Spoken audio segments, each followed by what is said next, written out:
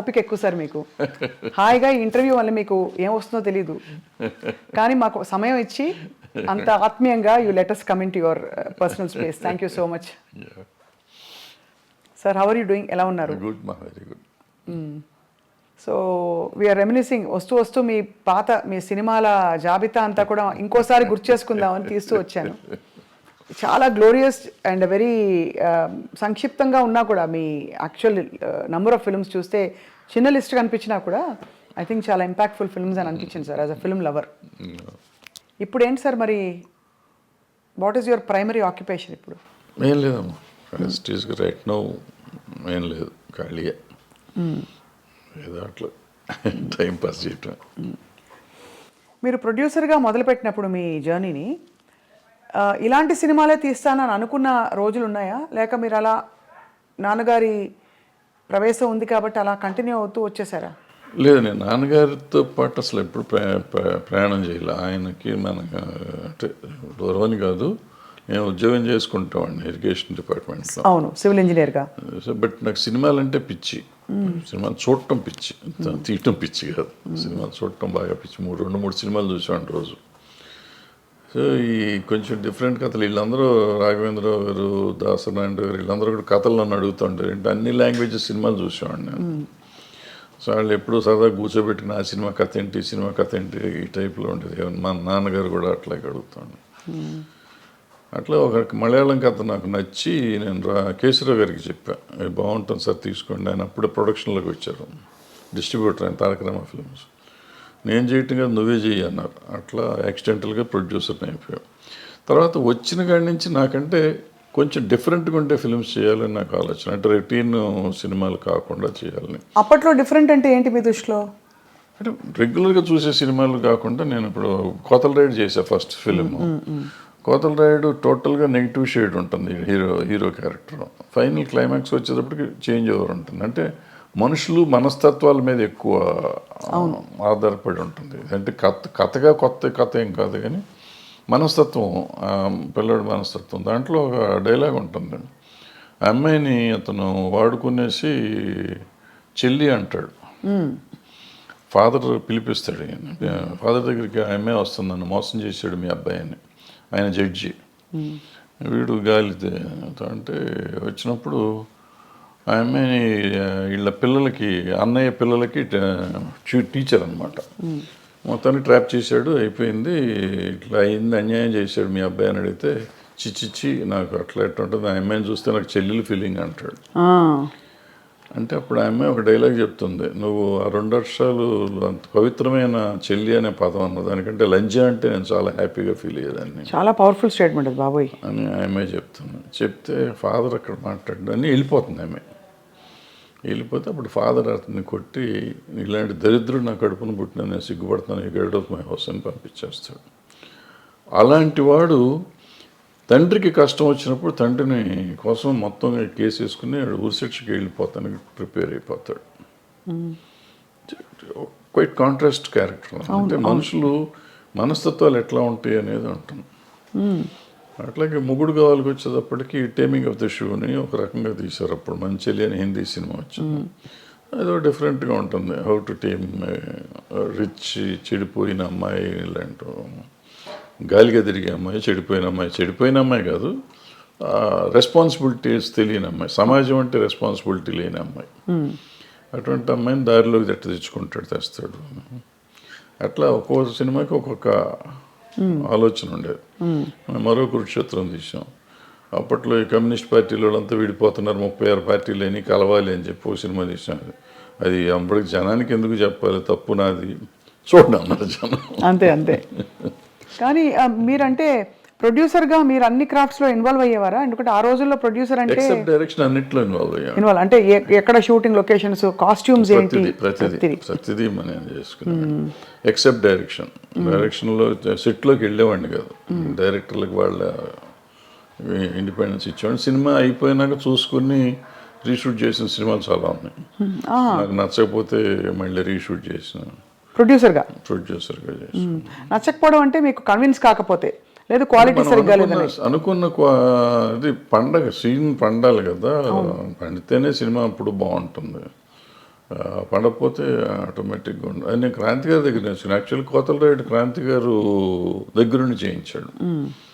మేము ఇక్కడే చేసాం, మన ముషిరాబాద్ జైల్లో తీసాం సీన్, మొత్తం అందరిని పెట్టి తీసినాక అంతా చూస్తుంటే అక్కడ చాలా ఇంపార్టెంట్ సీన్. అతను జైల్లో ఉంటాడు, వీళ్ళందరూ వెళ్ళి నువ్వు చేయలేదని, నువ్వు మర్డర్ చేయలేదు, అతను మర్డర్ నేనే చేశాను, తండ్రిని కాపాడటానికి. తండ్రి జడ్జి వీడు ఎట్ట గాలి, నా మీద నేను జైలుకి వెళ్ళినా చచ్చిపోయినా ఎవరు పట్టించుకోరు, బట్ నాన్న సమాజానికి కావాలి కాబట్టి నాన్న ఉండాలి, నేను చచ్చిపోతాను అంటాడు.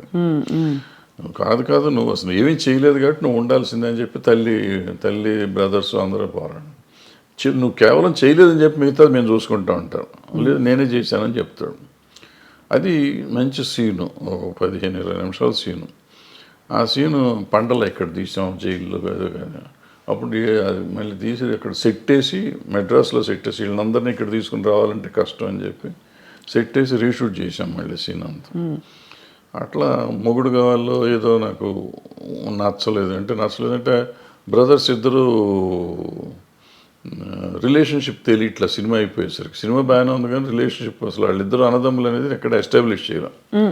సో అది అప్పుడు మొత్తం కాపీ వచ్చినాక షూట్ చేసి దాన్ని యాడ్ చేసాం అన్నమాట. అట్లా మా ఇద్దరికి రెడీలు దగ్గర 5,000 to 6,000 feet రీషూట్ చేశాను. నాకు నచ్చలేదు తీసిన. అయితే మీరు మొదటి నుంచి మీకు డైరెక్టర్ దృష్టి ఉంది. నేనేం చేయాలి, డైరెక్ట్ హార్డ్లే చేసుకునేవారు. కానీ మీకు నచ్చలేదని ఇది ఉండాలి, ఇట్లా ఉండాలి అనుకుంటాం కదా, అనుకున్న విధంగా రాకపోతే అట్లా చేసుకున్నాం. కాస్టింగ్లో సార్ మీరు చాలా మందికి డైరెక్టర్గా అవకాశం ఇచ్చి ప్రవేశపెట్టారు. ఏంటి, what would you look for ఒక హీరోయిన్ని తీసుకోవాలంటే ఆ రోజుల్లో? అంటే ఆ రోజుల్లో స్టాండర్డ్స్ ఎలా ఉండేవని? స్టాండర్డ్స్ ఏం లేవమ్మా, బట్ మన కంటికి నచ్చింది అంతే. మొగుడు నాకు అప్పట్లో ఈ ఆడపిల్లలని సరిగ్గా చూసేవాడిని. ఇట్లా వచ్చి అమ్మాయి వచ్చిందంటే కూర్చుని బాగుంది, ఫోటోలు తీసుకుని చూసి బాగుంది పంపించేసి ఓకే అని. వైజాగ్ వెళ్ళాం, మొగుడు మన్మథ సామ్రాజ్యం సినిమాకి వెళ్ళి అమ్మాయిని ఫస్ట్ షాట్ పెళ్ళి సీన్ అనమాట. పెళ్లి కూతురుని చేశారు, పెళ్లి మండపం వేసి ఉంది. అమ్మాయి వచ్చింది, కెమెరామ్యాన్ పెద్ద గావు కేకేసాడు. ఏంట్రా అంటే అమ్మాయికి మెలకన్ను. ఏం చేయాలి అప్పుడు వైజాగ్ ఆర్టిస్టులు దొరకరు, అక్కడ మారుస్తానికి లేదు, రాత్రి ఫస్ట్ డే షూటింగ్ అది పైగా. సరే అందులో అమ్మాయిని కొత్త అమ్మాయిని తీసుకున్నాం. అమ్మాయిని లతాశ్రీయా? ఆ అమ్మాయిని డిసప్పాయింట్ చేసిన తర్వాత అమ్మాయి ఆపరేట్ చేయించింది. తర్వాత అప్పుడు ఏం చేశానంటే, అప్పుడు అనుకోకుండా ఎందుకో నేను బాంబేలో కొన్నాను కాస్ట్యూమ్స్, నేనే వెళ్ళి కొనుక్కొచ్చా కాస్ట్యూమ్స్. ఆ కళ్ళజోళ్ళు తెచ్చా అక్కడి నుంచి. ఆ సీన్ ఒకదానికి ఆమె మిగతా అంతా గాగుల్స్ ఉంటాయి, పెద్ద గాగుల్స్ 1 డజన్ తెచ్చాను. అవన్నీ ఆ సినిమాలో వాడేసాను. సో ఇక కళ్ళు కనపడు సరిపోయి తర్వాత ఆమె ఆపరేట్ చేయించుకున్నాను. సో అట్లా వెళ్తూ ఉందన్నమాట. ఒకటి చేసుకుంటూ వచ్చేవాడు. అప్పుడు చిరంజీవి గారితో మీరు వర్క్ చేశారు. ఆ తర్వాత ఎక్కువ ఆయనతో మళ్ళీ అలాంటి జర్నీ మీకు కుదరలేదా? లేక అలాంటి కథలు పడలేదా మీకు? ఎవరైనా ఒక టాప్ స్టార్తో వర్క్ చేద్దాం కృష్ణ గారితో చేసాం, తర్వాత కృష్ణ గారితో చేసాను తప్ప పెద్దవాడి తర్వాత చేయలేను.